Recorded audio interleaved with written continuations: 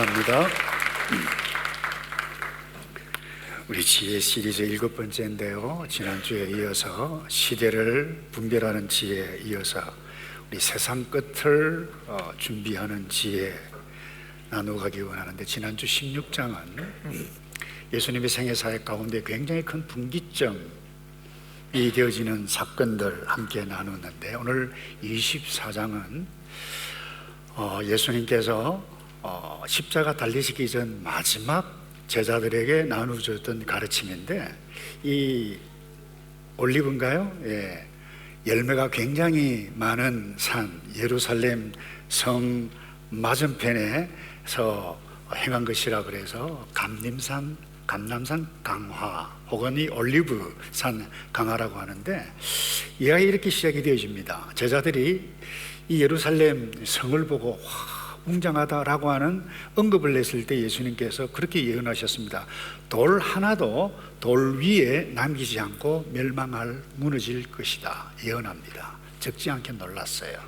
그리고는 감람산에 와서 예수님, 그런 일이 언제 일어납니까? 예루살렘 멸망에 관해서 물었는데, 예수님께서 예루살렘 멸망뿐만 아니라 지구 끝날, 우주적인 종말에 관한 일들에 관해서 말씀을 하셨어요. 예언대로 여러분이 역사적으로 아시다시피 이 예루살렘은 로마 장군 티투스죠. AD 70년에 그야말로 완전히 멸망합니다. 그런데 이 성경학자들은, 여러분, 신약은 이미 예수님께서 오심으로 구약이 성취가 되고 신약이 시작이 되어졌습니다만은, 예루살렘 성전이 무너진 이것을 두고 옛 언약의 성취의 종결이다, 가시적으로 보여주었다는 거예요. 신약이 공식적으로 가시적으로 시작된 것으로 봅니다. 다시 말해서 더 이상 성전은 없습니다. 이 교회당도 성전이 아닙니다. 성전은 예수 그리스도를 믿어 성령이 임한 우리 성도들을 두고 성전이라 그럽니다. 그래서 성지가 어디 있느냐, 더 이상 예루살렘, 이스라엘이 성지라고 사용한다, 그것 신학적으로 맞지 않는 이야기입니다. 그래서 어떤 특별히 이미 지나갔습니다만 트럼프 대통령 같은 경우에도 Back to Jerusalem 무브먼트를 하고 회복을 거기에서 일어날 것이다. 물론 유대인도 회복이 일어난다는 관점에서는 괜찮습니다만, 그건 신학적으로 그와 같은 부분에 대해서는 옳지 않다라고 하는 것을 기억하면 좋겠습니다.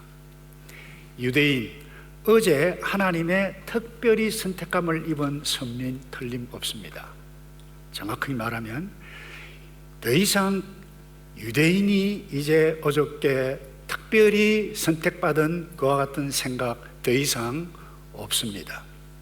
그들도 하나님의 선택감을 입은 특별한 은혜의 백성이 되려면, 유대인이지만 예수를 믿지 않으면 그들은 더 이상 선민이 아니고, 우리가 이방인이라 한다 할지라도 우리가 예수 그리스도를 믿으면 이미 아브라함의 영적인 후손이 되어 새 언약에 와 있는 하나님의 선택감을 입은 백성이라고 하는 사실을 놓치지 말아야만 합니다.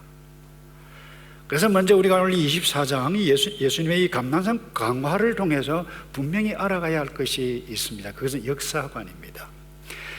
나의 개인의 인생 영원히 계속되지 않고 이 세상 끝 영원히 계속 지속되지 않는다는 것입니다. 그 어떤 가르침, 어떤 종교에서는 돌고 돈다, 순환된다, 지금은 사람이지만 잘못하면 나중에는 개가 된다, 짐승이 된다, 뭐 이런 역사관을 가지고 있는 사람도 있습니다만, 그건 틀렸습니다.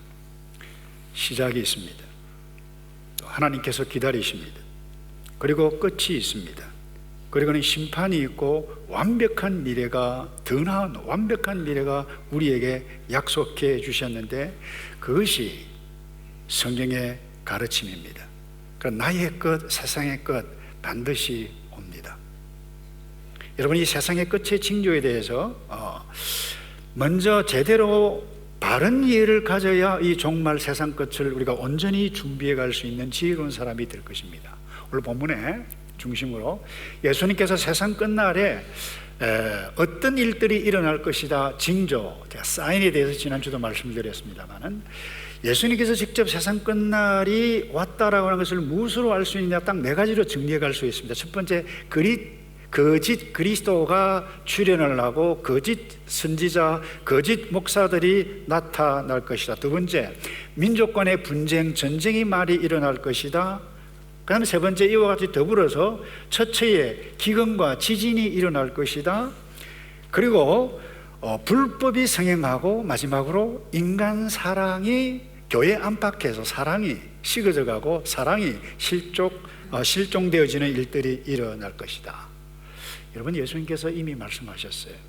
지난주에 이미 다니엘을 통해서도 말씀했다라고 하는 것을 잠깐 말씀을 드렸는데, 여러분, 예수님 1세기 때부터 이미 예수님 십자가 돌아가시고 난 이후에 거짓 그리스도, 거짓 선생들이 수도 없이 출현을 했습니다.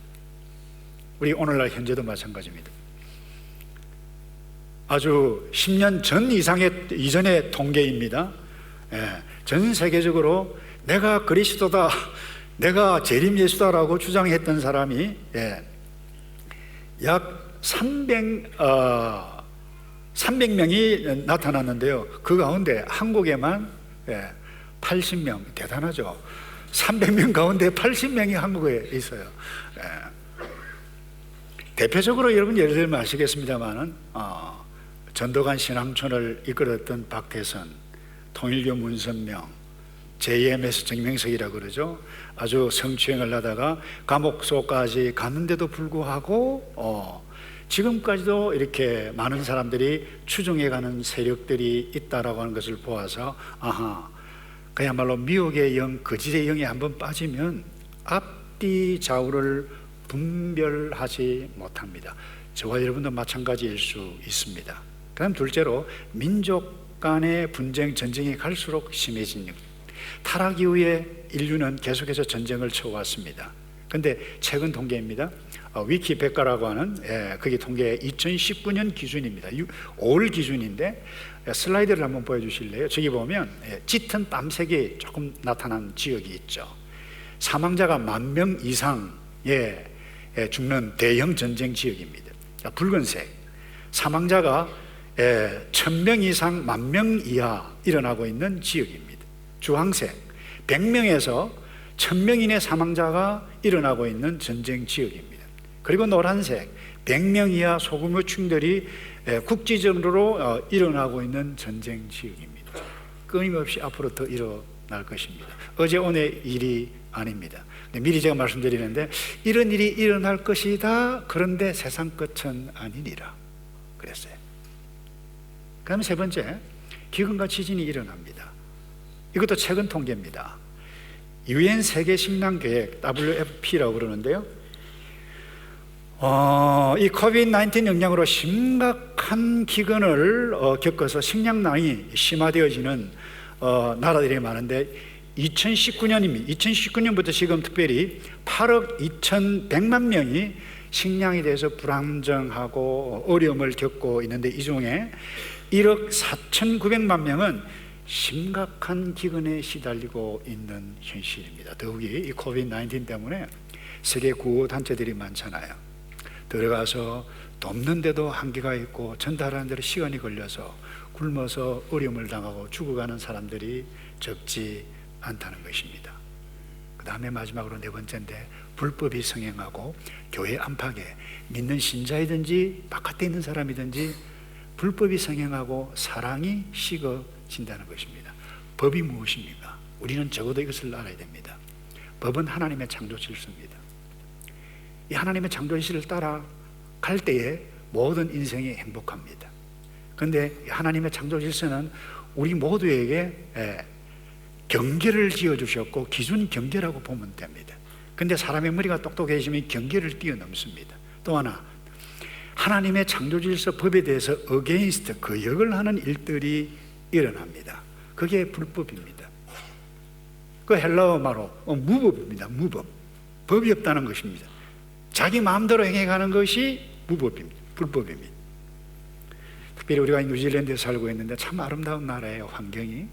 근데 정신적으로 그리고 우리가 사회 문화 저변에 너무 인권을 중요시하다 보니까 가장 기본인 이 경계, 하나님의 창조 질서를 어게인스트하는 법들이 막 통과됐잖아요. 작년 여러분 기억하시나요? 여러분, 낙태법이 20주까지 본인이 선택을 하고 의사 두 사람이 동의를 하면 20주가 되었는데도 죽일 수 있습니다. 죽인다고 하는 것이 정확한 표현이죠. 그건 살인입니다. 살아있는데도 죽여야 한다는 것입니다. 그게 법적으로 통과됐습니다. 기억하실지 모르겠는데 법무부 장관이 통과가 난 다음에 이제는 더 이상 낙태는 어떤 법이냐, 건강을 위한 법이다, 이런 이야기를 했습니다. 여러분 기억하시나요? 이 남성으로 태어났는데 성전환 수술을 해서 여성이 됩니다. 합법화가 되어졌습니다. 아시나요? 동경 올림픽에 출전했습니다. 메달권에서는 떨어졌어요. 뉴질랜드 대표 선수입니다. 이와 같은 하나님의 가장 기본적인 법에 대해서 어게인스트 하는 것이 우리가 좋으면 다 좋다, 이게 무법, 불법뿐만 아니라 이렇게 하다 보니까 법뿐만 아니라 우리의 마음이 피폐해지다 보니까 사랑이 식어져 갑니다. 따뜻한 마음, 훈훈한 사랑, 그 마음이 식어져 세상이 날로 정말 심각하게 싸나워져 가고 있습니다. 이웃과 가까이 하기보다 애완동물을 더 가까이 합니다. 그건 나쁜 것 아니에요. 혼자 되신 분, 고양이나 개 없으면 하루 종일 한마디도 안 할 그와 같은 사람 경우도 있어요. 필요해요. 나쁘지 않아요. 근데 이것까지는 좋은데, 산책하는 가운데 자기가 좋아하는 개, 지난주 뉴스에 난 것입니다. 한국에서 일어났어요. 사냥개 6마리를 데리고 갔는데 딸하고 어머니를 물어 떨어가지고요, 뼈가 드러날 정도인데 이 개주인이죠, 견주는 가만히 있어서 지금 경찰에 조사를 받고 야단이 일어나고 있는데, 사실 그 충격적인 소식이 아닐 수 없습니다. 이뿐만 아닙니다. 이 소식도 지난주인가요? 2주 전인가요? 영국에서 일어났어요. 결혼하기 전에 혼전 임신을 했는데 아기가 나왔어요. 39일이 됐어요. 남자아이예요. 근데 이 두 사람이 부모의 학대 때문에 갈비뼈에 뿐만 아니라 이 골절 흔적이 71개나 되는 것이 판단이 났어요. 법정에 지금 재판을 받고 있습니다.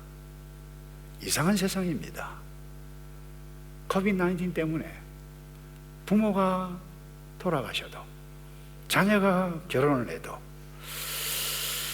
함께 위로해가고 축하해 주지 못하는 이상한 세상이 이제 뉴 노멀 이래가지고 아주 그것이 당연하다,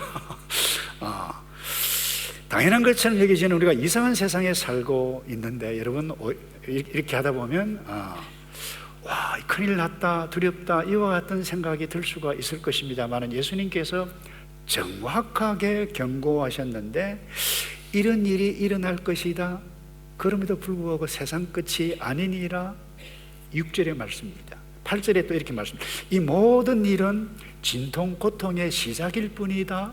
종말이 아직 오지 않았다는 거예요. 왔습니다. 그런데 시작일 뿐이다. 36절에 이렇게 말씀하고 있습니다. 그 날짜와 그 시각은 아무도 모른다. 하늘의 천사들도 모르고 아들도 모른다. 오직 아버지만 아신다라고 그랬는데, 이상한 종교 집단, 이상한 교주들, 이상한 공동체 하나같이 초대교회 때부터 그야말로 이 재림에 대해서 예언을 하고 거짓이 판명, 이 거짓을 한자로 뭐라 그럽니까? 뻥이라 그러죠. 죄송합니다. 강단에서 뻥이라고. 이 뻥치는 사람들이 너무 많았어요. 영국의 휘스턴 1736년 11월 12일 예수님 재림한다라고 했는데 거짓이었어요. 안식교 창시자 밀러 1843년 3월 21일에 재림한다고 하자 많은 사람들이 교회에서 나왔습니다. 새로운 공동체를 이루었어요. 직장도 그만두었어요. 근데 재림하지 않았습니다. 아, 1년 뒤에 연기됐다 했어요. 근데 이상한 것은 계속해서 사람이 모인다는 것입니다. 여러분, 안식교회 LNG 화이트도 재림 날짜를 예언했다가 또 실패합니다. 여호와의 증인 러셀 역시 재림날 예언했다가 수정 연기를 몇 번씩 합니다. 한국에도 마찬가지입니다. 에덴 수도원이라는 박인선 씨는 1960년 3월 29일 재림할 것이다 예언을 수도 없이 하다가 죄송해요, 이 뻥을 치는 사람들이 많은데 이 뻥에 거짓말에 쏘가 넘어가는 사람들이 많은 이유가 무엇인지를 아십니까? 이분들이 경건합니다. 경건의 모양을 가지고 있어요. 병도 고쳐요. 기도도 열심히 합니다. 환상을 봅니다. 예언을 합니다. 그러니 와, 뭔가 우리와 달라. 그래서 이분이 이제 한번 딱 이야기하면 와 모이는 거예요. 1992년 다미 선교회 이장님, 그도 목사라고 그러대요. 제가 그때 이 뉴질랜드에 있었습니다. 어느 정도까지 알려졌는가 하면 요즘은 폴 홈즈가 나오지 않습니다만 그분이 카운트다운까지 했는데 해프닝으로 끝나고 말았습니다. 최근에는 큰날 재림교 슬라이드 한번 보여주실래요? 2030년 다 됐습니다. 4월 18일 날 재림한다고 예언을 하는 사람이 한국에 또 등장했습니다. 근데 옆에 태극기, 저 어떻게 태극기를 보고 저렇게 2030년 4월 18일 날 주님이 재림하신다고 말을 할 수 있는지 알다가도 모를 일이에요. 근데 더 중요한 것은 여기에 넘어가는 사람들이 있다는 거예요. 현혹되지 말아야만 합니다. 제가 다시 정리합니다. 분명히 예수님 오십니다. 근데 그날 아무도 모릅니다. 제가 다시 이야기합니다. 두려울 수 있을 것입니다. 두려워하지 말아야만 합니다. 당황하지 말아야만 합니다. 특별히 또 하나 우리가 이 정말 세상 끝을 준비하는 지혜 있는 사람이 되려면 이 거짓 가르침뿐만 아니라 인간 중심으로 해서 지금까지 이루어왔던 인간 이 문화에 대해서 현혹되지 말아야만 합니다. 그래서 예수님께서 강조하고 있는 부분 하고 있는데 이 이상한 사람들은 이 징조만 끄집어내가지고요 이것만 강조하다 보니까 사람들을 현혹하게 하는데 어느 누구에게도 현혹되지 않도록 조심하라. 예수님께서 계속해서 강조하고 있는 부분이 이 부분입니다. 좀 전에 말씀드렸습니다. 또 하나 알아야 할 것은 인본주의 바탕에 이루어진 문화, 그 문화 때문에 나타나는 역량, 그 가르침인데 여러분 알다시피 인간은 타락한 이후에 이성 정식으로 나타나는 유럽에서부터 항상 인간은 유토피아를 꿈꾸어 왔습니다. 적지 않은 사람들은 점점점 세상은 산업이 발전되고 기술혁명 이와 같은 것들이 발전되어지면 그야말로 우리가 꿈꾸던 유토피아가 올 것이다 라고 주장을 하고 믿는 사람들이 있습니다. 정말 그럴까요, 여러분? 어떤 면에 있어서는, 편리한 면에 있어서는 그럴 수도 있을 것 같아요. 제가 2012년인가요? 한국 가서 책 보니까 10년 후의 세상, 각 분야의 전문가들이, 박사들이 글을 쓴 것을 제가 보았어요. 그 이렇게 되어 있다고요? 네. 줄기세포 발전, 그 다음에 기술혁명, 생명공학, DNA 복제, 나노산업의 발전으로 거의 모든 질병은 퇴치될 것이다. 이 나노산업이 발전되면 그야말로 눈에 보이지 않는 조그만 이 무엇을, 로봇을 혈관 속으로 집어넣어서 돌아다녀가지고 암세포만 제거한다는 거예요. 그래서 장수한다는 거예요. 사실 인간의 머리가 생명공학, 복제, 이 기술이 엄청나게 뛰어나기 때문에 많은 부분들을 극복해 가게 되어질 것이라고 믿습니다. 그럼에도 불구하고 유토피아가 올까요? 모든 사람이 행복한 세상이 올까요? 아닙니다. 예수님께서 끝이 있다. 그런데 그때는 모른다 말씀하셨어요. 특별히 이 마이클 오스티 홈이라고 하는 박사 있습니다. 이분이 바이든 정부의 자문위원인데 금년 21년 초에 이런 경고를 냈습니다. 항생제에 내성을 갖게 된 박테리아는 변형을 거듭하면서 머지않아 그 어떤 항생제도 듣지 않는 슈퍼 박테리아, 사실 이분뿐만 아니라 생물학자들은 경고를 오래전에 하기도 했습니다마는 슈퍼 바이러스가 출현하게 될 것을 이미 금년 초에 경고를 했습니다. 기분 나쁜 이야기일 수 있습니다마는 코비드-19 죄송합니다. 코비드-19은 극복할 수 있을 것입니다. 근데 그거보다 더 센 놈이 반드시 나타날 것이라 상식적으로 또 우리 성경 가르침을 쫓아서 볼 수 있습니다. 제가 말씀드리고 싶은 것은 우리가 기대했던 그 유토피아 이 땅에서 이루어질 것이다. 이루어지지 않는다는 것입니다. 그래서 예수님께서 유혹, 현혹이라고 하는 단어까지 사용하시면서 제발 조심하라, 조심하라 그렇게 말씀해 가고 있습니다. 그런데 빠져요. 교회 안팎에 다 마찬가지예요. 제가 좀 호소를 하고 싶습니다. 여러분 유튜브 보세요. 인터넷 없이는 살아갈 수가 없잖아요. 그런데 제발 이상한 목사들의 그 유튜브를 여러분을 보고 쏙지 않기를 바랍니다. 균형을 잃어버렸어요. 성경을 조금만 보면 알게 될 텐데, 아니 과학 아니라도 상식적으로 보면 알게 될 텐데 그 계속해서 빠져 거기에 되어지면 분별력을 잃어버려요. 근데 또 하나 이상한 것은 이 이단 이상한 가르침들은 다 좋은 말만 하네요. 신천지 얼마나 좋습니까? 신천지 나쁜 말입니까? 이단들, 제가 있을 때 대학생 때 베델 구국 재단 얼마나 좋아요. 엘리야 재단, 구원파. 우리가 구원이 없으면 구원이라는 단어가 얼마나 좋아요. 또 하나 우리가 전능하신 하나님 믿으며 바라보며 기도하는데 전능하신 하나님교 여러분 아시나요? 중국에서 한 10년 전에 나타났는데 여러분 전능하신 하나님을 강조하는 그 유튜브 사이트 이와 같은 것을 보면 이단으로 생각해야만 합니다. 더 기가 막히는 거는요, 제가 최근에 보았는데 동영상을 그렇게 잘 만들어요. 이 전능신교회에서, 전능한 하나님 교회에서 동영상을 만들어 가지고 이 두 사람이 나와 가지고 이단에게 쏙지 말아야 할 그 동영상을 내보내는데, 제가 신학을 전공한 저에도 혼동이 올 때가 있습니다. 666이다, 바코드가 666이다, 뭐다 구체적으로 이야기하기가 하려면 시간이 많이 가기 때문에 이 정도가 지나가겠는데요, 여러분 조심해야만 합니다.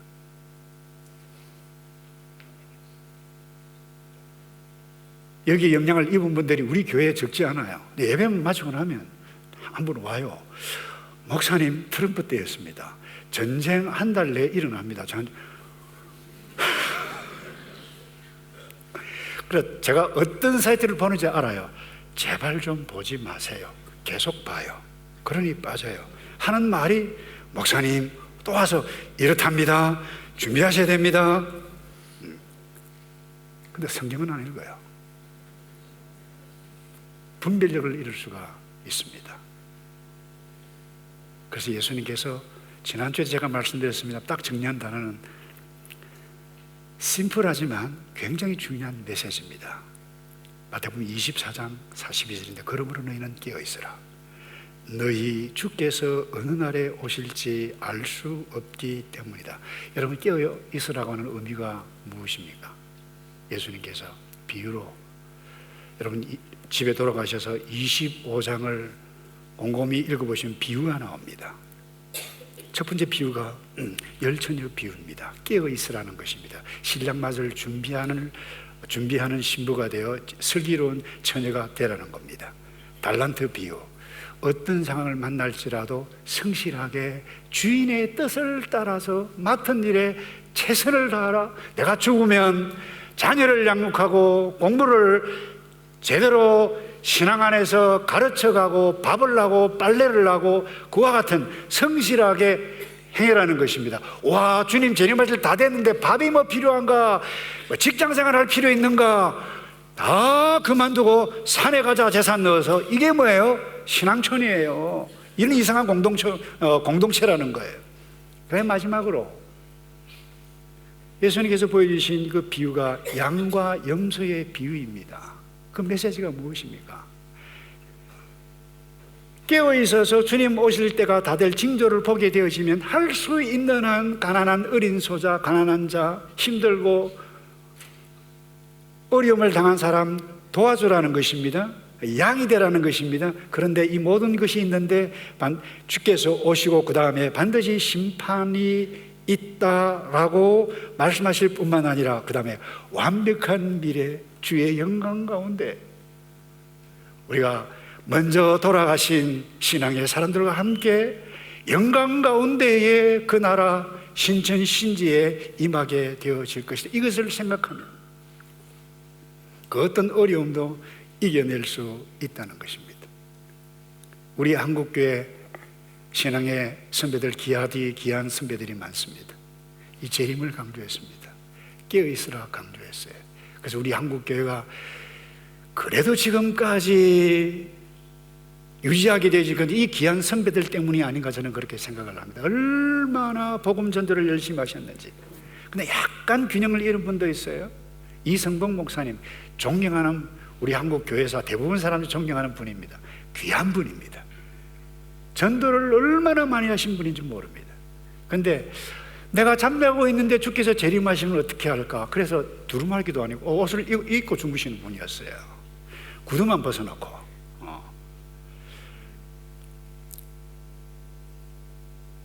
여러분 잠은 편하게 주무시기 바랍니다. 예. 근데 우리가 배워야 할 부분이 있어요. 주님을 그렇게 사모했다는 것입니다. 경건했다는 어른 아닌가요? 깨어 있어야 한다는 거예요. 그 메시지를 받아야 되는데, 저는 미국 초기 사회를 건강하게 이끌었던 조나단 에드워즈 이분이 매일마다 하나님 앞에 깨어 있어 준비하는 좋은 예가 있기에 이것 나누어가고 말씀을 마무리하겠습니다. 매일 읽고 결단한 것이 70가지입니다. 와, 이거 큰일 났네. 70가지. 예, 다 하면 시간이 많이 걸리기 때문에 제가 몇 가지만 말씀을 드리겠습니다. 첫 번째가 이것입니다. 나의 전생에 동안 하나님의 영광, 그 다음 잘 들으세요. 나 자신의 행복, 유익, 기쁨에 최상의 도움이 되는 것이 있다면 무엇이든지 하자. 지금 당장이든지 아니면 지금부터 수많은 세월이 지나가든 간에 시간은 전혀 고려하지 말자. 내가 해야 할 의무와 인류 전체의 행복과 유익에 최상의 도움이 되는 것이면 무엇이든지 하자. 내가 부딪히게 될 어려움이 무엇이든지 간에 그 어려움이 아무리 많고 크다 할지라도 그렇게 하자. 이게 첫 번째 결단이에요. 두 번째가, 네 번째입니다.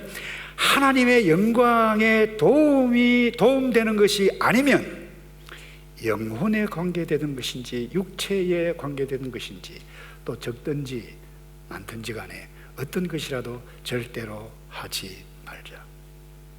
만일 내가 그런 일을 피할 수 있다면 피하자. 14번째입니다. 절대로 복수심을 가지고 그 어떤 일을 하지 말자. 15번째,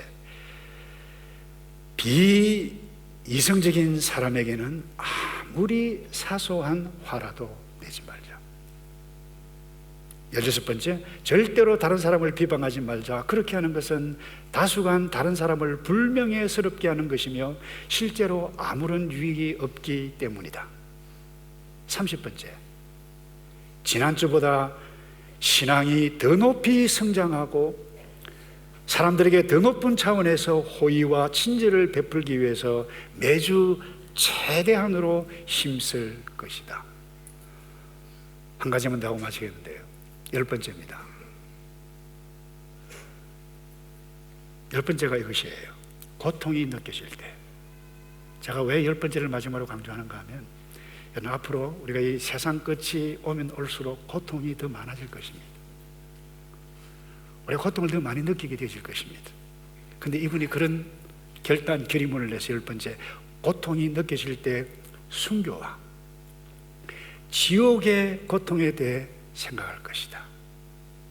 그리고는 다음 부분에 보면 주의 영광 가운데 함께 거할 것을 내가 날마다 잊지 않자. 여러분, 앞으로 살면 살아갈수록 인간관계의 고통을 느끼는 정도가 더 심할 것입니다. 아픔이 많을 것입니다. 괴로움이 더 많을 것입니다. 내 자신의 몸이 아파서 고통을 느낄 것입니다. 사랑하는 가족이 몸이 아파서 힘들어해 가는데 내가 너무 무능해서 아무것도 해줄 수 없는 그 고통, 우리는 많이 만나게 될 것입니다. 얼마나 고통스럽습니까? 그때 구원의 영광을 위해서 십자가에 피 흘려 돌아가신 주 예수 그리스도, 그분을 바라보자. 이 주님을 바라볼 때 평강을 얻는다는 것입니다. 한 사람의 예만 마치고 동영상을 보면서 마무리를 하겠는데요. 호레이스 스페포드라고 하는 사람이 1860년대 시카고 법률에서 크게 운영을 했던 분입니다. 부자였습니다. D.L. 무디 목사님과 친한 친구였어요. 함께 교회를 섬겼습니다.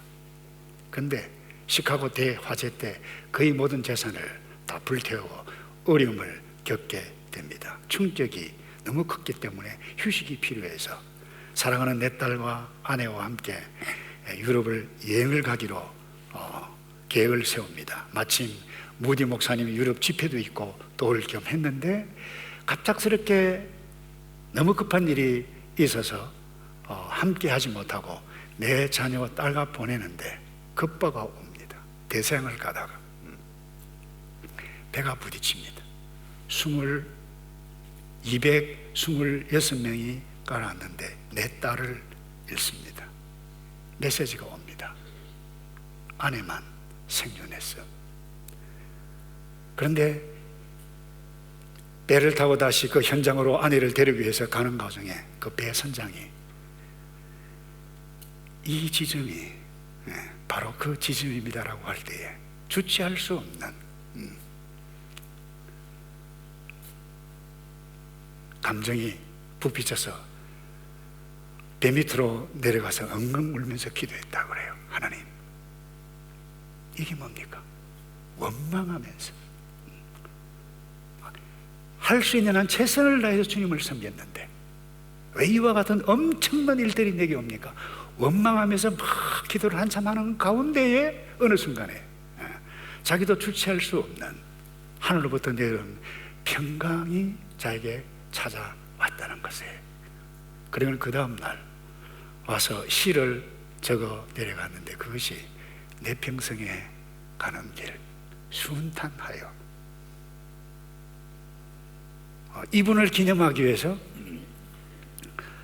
한 독지가가 영국분인데 세계적인 테너 가수 세 사람을 모시고 콘서트를 벌이는데 그 콘서트를 찬송을 하는 것을 보면서 이 메시지를 마무리를 하겠는데요. 여러분, 세상 살면서 더욱더 고통과 어려움, 내가 견디기 힘든 일들을 더 많이 만나게 될 것입니다. 그때 이 찬송, 주의 영광 가운데 함께 거할 그것을 믿고 평강을 잃지 않는 저와 여러분 되기를 바라는데요. 동영상 올려주시기를 바랍니다. 불을 좀 꺼주시고요.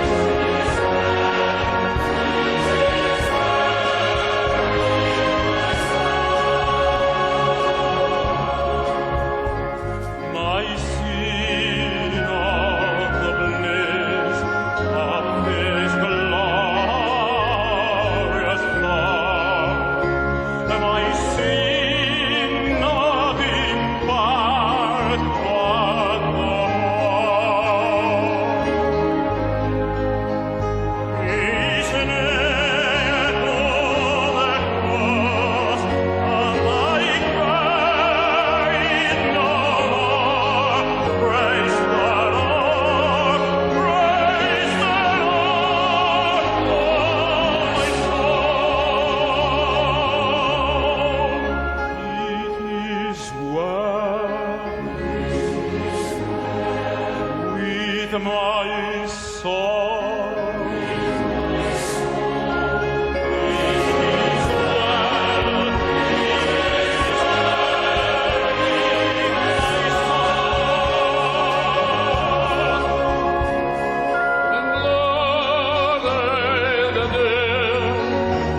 My face appear beside, close me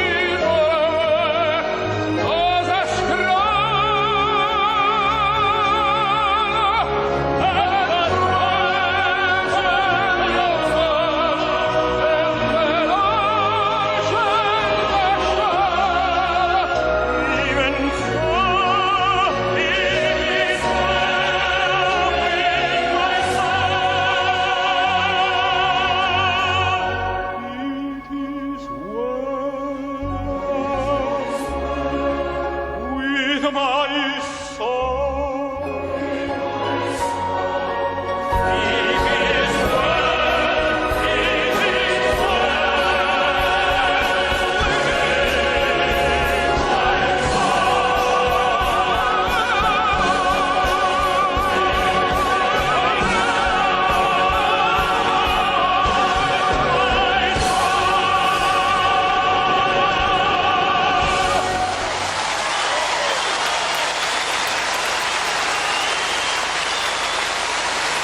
동영상 꺼셔도 좋습니다. 기도하겠습니다. 아버지, 힘든 순간들이 많이 나타날지라도 주를 바라보며 평강을 잃지 않는 우리 모두 이도록 복을 내려 주시옵소서.